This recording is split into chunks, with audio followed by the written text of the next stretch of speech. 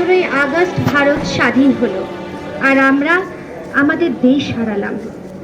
স্পষ্ট মনে পড়ে বাবার সেই অপমানিত মুখ আর ধরা ধরা গলা।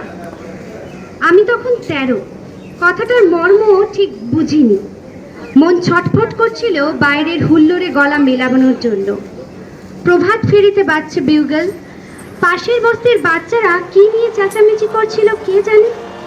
মহাত্মা গান্ধী এই শহরেরই কোথাও খাটিয়ায় শুয়ে আছেন। কে যেন বলছিল তিনি কাঁদছেন খুব। আমার মাও ছলছলে চোখে বলে উঠলেন, চাপা ফুলের গাছটা আমি নিজের হাতে লাগিয়েছি, এবছর তাতে ফুল ফুটবে আর আমি দেখতে পাবো না। লাহোর না এলাহাবাদ, কোন শহরের হোটেলের ঘরে বসে ঘামতে ঘামতে র্যাডক্লিফ নামে এক ইংরেজ কাটাকুটি খেলছে ভারতের মানচিত্র নিয়ে। তিনি আমার মায়ের চাপা ফুলের গাছের কথা কিছুই জানেন না। ঝড়ে উড়ে যাওয়ার মতো এক একটা গ্রাম চলে যাচ্ছে সীমান্তের এপারে ওপারে। কারো রান্নাঘর গিয়ে পড়ল নতুন দেশে, কোনো গৃহস্থের গোয়াল ঘর রয়ে গেল পুরনো রাজ্যে। অনেক নদীও দুভাগ হয়ে গেল। লক্ষ লক্ষ মানুষের জীবন তছনছ হয়ে গেল স্বাধীনতার মূল্য দিতে গিয়ে। পাঞ্জাব ও বাংলা, যেখানকার ছেলেরা জীবন পণ করে সবচেয়ে বেশি লড়াই করেছে দেশের মুক্তির জন্য, সেই দুটো রাজ্যই কেটে ফেলে বইয়ে দেওয়া হলো রক্ত গঙ্গা।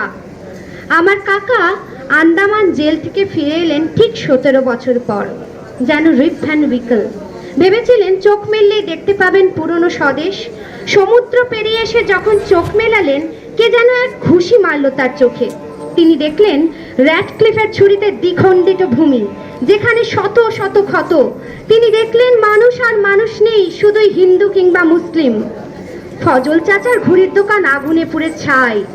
শুভ্র দাড়িওয়ালার এক দরবেশ, যিনি মাথায় চামড় বুলিয়ে আদর করতেন সকলকে, তার লাশ ট্রাম লাইনের পাশে পড়েছিল 3 দিন।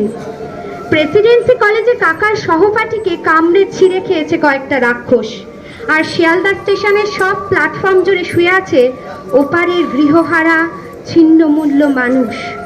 কোনো এক জননীর সন্তান মারা গেছে, অন্যটি খিদেই কাঁদছে, হাতে ভিক্ষার পাত্র। এক পুরোহিত একেবারে নির্বাক শ্যামলী নামের ধর্ষিতা মেয়ের রক্তস্রাব বন্ধ হচ্ছে না কিছুতেই। সেই পরিবারের মাঝখানে দাঁড়িয়ে আন্দামান ফেরত বিপ্লবীটি প্রত্যক্ষ করেন স্বাধীনতার স্বরূপ। এক বৃদ্ধ চিৎকার করে উঠল, গান্ধীজি মেনে নিল দেশভাগটা, তার পেয়ারের জওহরলালকে কিছুই বোঝাতে পারল না। আর যদি সুভাষ বোস থাকতেন এখানে। সেই চিৎকারের প্রতিধ্বনি যেন গেল দিল্লিতে। এক মহারাষ্ট্রীয় যুবকের হাতে প্রার্থনা সবাই খুন হলেন গান্ধীজি। 17 বছর পর আমার কাকা ছিলেন এক বলিষ্ঠ ডাকাবুকো যুবক।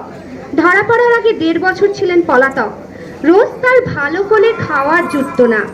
আন্দামান জেলের নর্থ ওয়েতে কয়েকটা গার্ড প্রায়ই তাকে মাটিতে চেপে যৌন বলাৎকার করত। অত্যাচারের ভাষা ছাড়া তারা আর কোনো ভাষাই জানে না। কাকা ফিরে এলেন, তখন সেই স্বপুরুষটিকে আর চেনা যায় না, যেন এক দেশপ্রেমীর প্রেতচ্ছায়া। ওকে একদিন ভালো করে খাওয়ানোর জন্য ব্যবস্থা করা হলো। একটা বড় কাঁসার থালায় সুন্দর করে সাজিয়ে দেওয়া হলো ভাত, কয়েকটা বাটিতে দেওয়া হলো সোনামুগ ডাল, ঝিঙে পোস্ত, ভাপা ইলিশ আর গলদা চিংড়ি। পেতে দেওয়া হলো আসন। সেই আসনে বসে কিছুক্ষণ চুপ রইলেন কাকা। তার চোখ দিয়ে পড়তে লাগলো জল। একটু পরেই ভাতের থালাতে ফেলে সরিয়ে দিয়ে উঠে বললেন, নিরামিষ ছাড়া তিনি আর কিছুই খাবেন না। কয়েক মাস পরেই তিনি চলে গেলেন তার জেল সঙ্গী উল্লাসকর দত্তের কাছে। ওরা দুজন মুখোমুখি চুপ করে বসে থাকতেন, যেন সব কথা ফুরিয়ে গেছে। জন্ম থেকেই স্বাধীনতা নামের শিশুটি বিকলাঙ্গ, তবুও তাকে বাঁচিয়ে রাখার চেষ্টা করা হয়েছে অনেক যত্নে। তার গায়ে বারবার বদলে যে জামাটি পরানো হয়েছে তার নাম গণতন্ত্র। পাশের নতুন দেশটি যে পোশাকের তোয়াক্কা করেনি, বারবার খোনাখুনি ও সামরিক শাসনে রক্তাক্ত ও পরিত্যক্ত হয়েছে। তারপর তো একসময় ভেঙেই দুটুকরো হয়ে গেল পুরনো দেশটা। কিন্তু ভাঙল না সীমান্তে ও পাহাড়ের মাঝে মাঝে বন্দুকের গর্জায় মাথার কাছে কাশ্মীর নিয়ে লাগাতার মাথা ব্যথা। তবুও ভাঙল না। অনেক ফুটো ফাটা ও তাপ্পি মারা হলেও সেই আলখাল্লাটা গায়ে ঠিক জড়ানো। মানুষের বয়স হয়েছে, কিন্তু দেশের তো বয়স সবে কৈশোর। হাতগুলো ঠিকঠাক হয়েছে, কথা ফুটেছে মুখে। খেলাধুলো খুব একটা করতে পারে না, কিন্তু গান টান বেশ পারে। মৃত্যুর আগে আমার বাবা বলেছিলেন কাতরভাবে, আমি বাড়ি যাব। আমরা তাকে বাড়ি নিয়ে যেতে পারিনি। বাড়ি মানে জন্মস্থান, সে কবে মিলিয়ে গেছে অন্য কোনো দেশে। আমার ছেলের কাছে এসব গল্প কথা, পুরনো ইতিহাসের কোনো মূল্য নেই।